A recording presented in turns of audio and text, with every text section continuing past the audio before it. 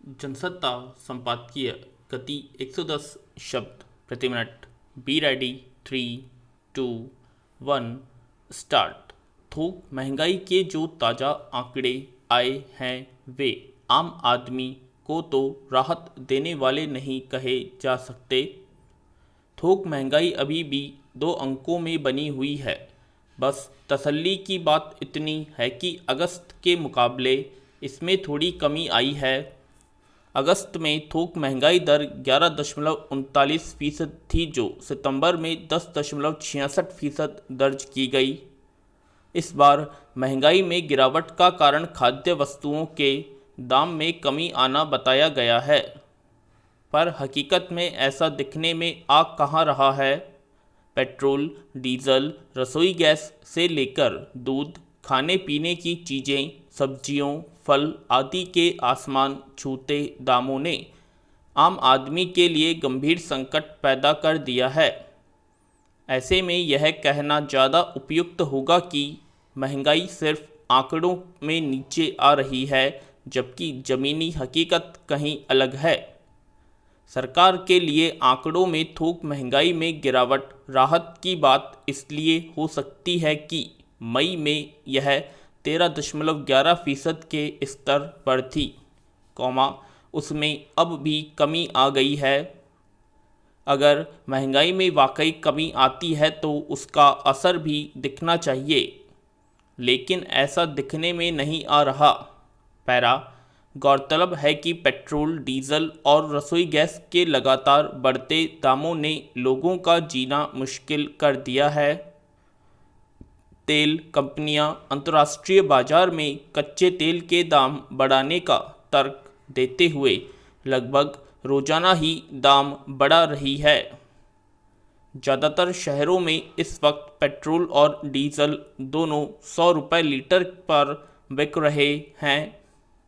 यह सिलसिला लंबे से चल रहा है। फिर इन दिनों उत्पादों के दाम बढ़ने का असर हर चीज़ की लागत पर पड़ता है। कच्चे माल से लेकर तैयार उत्पाद तक की ढुलाई महंगी होती जाती है और आखिरकार पैसा उपभोक्ता की जेब से ही निकलता है। इन दिनों खाद्य वस्तुओं और फल सब्जियों के दाम आसमान छू रहे हैं। उसका बड़ा कारण पेट्रोल डीजल महंगा होना ही है। कहने को आंकड़ों में खुदरा महंगाई दर भी नीचे आई है, पर बाजार में चीज़ें तो महंगी ही मिल रही हैं। ऐसे में कैसे माना जाए कि महंगाई से अब राहत मिल रही है। आम आदमी के लिए तो महंगाई से राहत का मतलब यह होता है कि आंकड़ों में महंगाई घटने के साथ साथ उसकी जेब से पैसे निकलने की दर में भी कमी आए।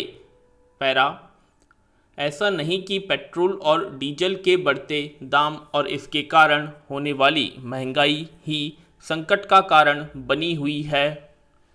खाद्य तेलों के दामों ने भी खासा बजट बिगाड़ा है। रसोई गैस के दाम जिस तेज़ी से बढ़ते जा रहे हैं वह और भी चिंताजनक है। चाहे गैस सिलेंडर हो या पाइप के जरिए आपूर्ति की जाने वाली गैस, दोनों में दाम लगातार बढ़ रहे हैं। रसोई गैस सिलेंडर इस साल जनवरी से हर महीने 25-25 रुपये महंगा होता रहा है। 5 किलो वाला सिलेंडर 500 के पार चला गया है। व्यावसायिक इस्तेमाल वाला सिलेंडर भी महंगा होता जा रहा है। जाहिर है होटल, रेस्टोरेंट जैसी जगहों पर भी खाने पीने की चीज़ें महंगी होती जाएंगी। गैस की दामों में बढ़ोतरी का जैसा रुख बना हुआ है, उसे देखते हुए तो भविष्य में इसके दाम कम होना तो दूर, थमने की भी उम्मीद नहीं लग रही। सरकार साफ कह चुकी है कि पेट्रोल, डीजल और गैस के बढ़ते दामों पर रोक पाना फिलहाल उसके बस में नहीं। ऐसे में आंकड़ों में महंगाई कम होने से खुश हुआ जा सकता है, भले आम जनता कराहती रहे।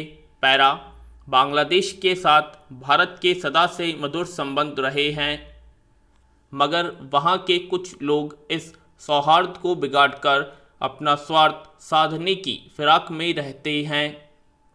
वे इस मौके की तलाश में रहते हैं कि कैसे कट्टरपंथियों को उकसाया जाए और अल्पसंख्यक हिंदुओं को निशाने पर लेकर दोनों देशों के रिश्तों में खटास पैदा की जा सके।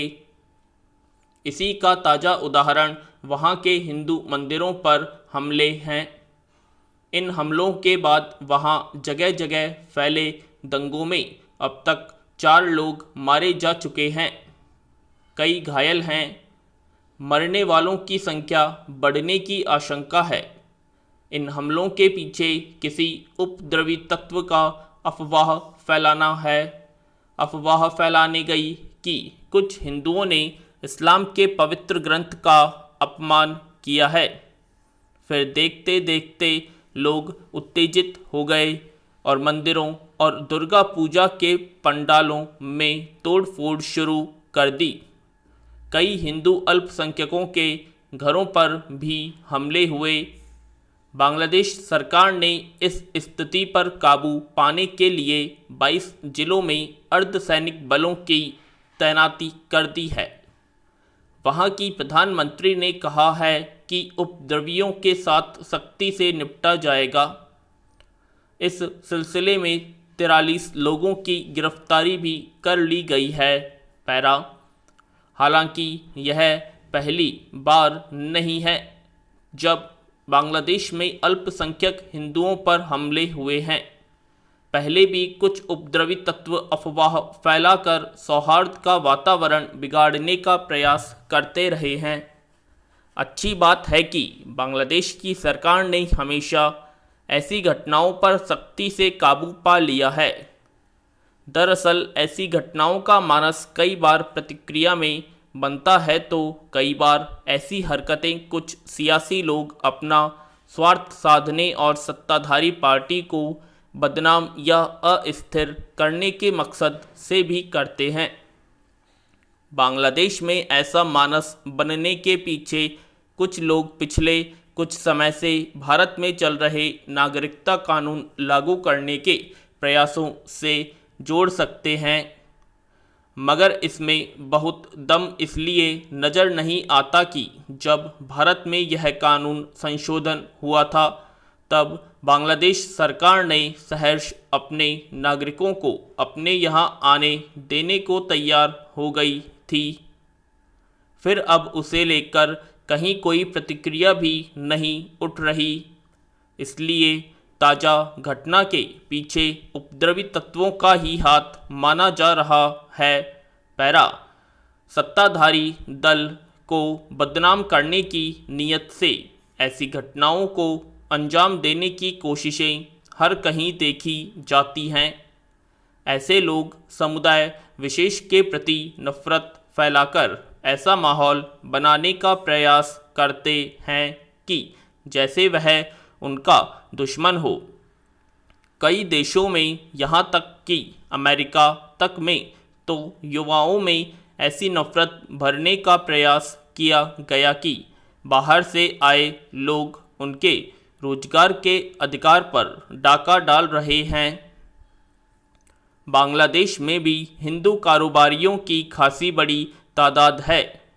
इसलिए कुछ संकीर्ण मानसिकता के लोगों को ऐसा लग रहा होगा कि उनके वहाँ जड़ें जमाने से उनकी तरक्की में बाधा पैदा हो रही है। फिर कुछ ऐसे उपद्रवी भी होंगे जो चाहते होंगे कि हिंदुओं पर हमले करने से भारत में भी प्रतिक्रिया होगी। वहाँ के लोग बांग्लादेशियों पर हमले करेंगे और इस तरह माहौल बिगड़ेगा। दोनों देशों के बीच रिश्ते तनावपूर्ण हो जाएंगे। इस तरह आम लोगों में मौजूदा सरकार के प्रति व्यापक विरोध का माहौल बनेगा। मगर अच्छी बात है कि ऐसा वातावरण बनाने में वे कामयाब नहीं हो सके हैं। बांग्लादेश सरकार ने तत्परता से उपद्रवियों पर काबू पा लिया है। कुछ लोग कहते हैं कि इतिहास पढ़ना और पढ़ाना बहुत नीरस काम है, पर वास्तव में ऐसा नहीं है। आपसी बातचीत में सामाजिक विज्ञान के शिक्षक 10वीं कक्षा में इतिहास विषय के अंतर्गत यूरोप में राष्ट्रवाद नामक अध्याय को अमूमन एक कठिन पाठ मानते हैं।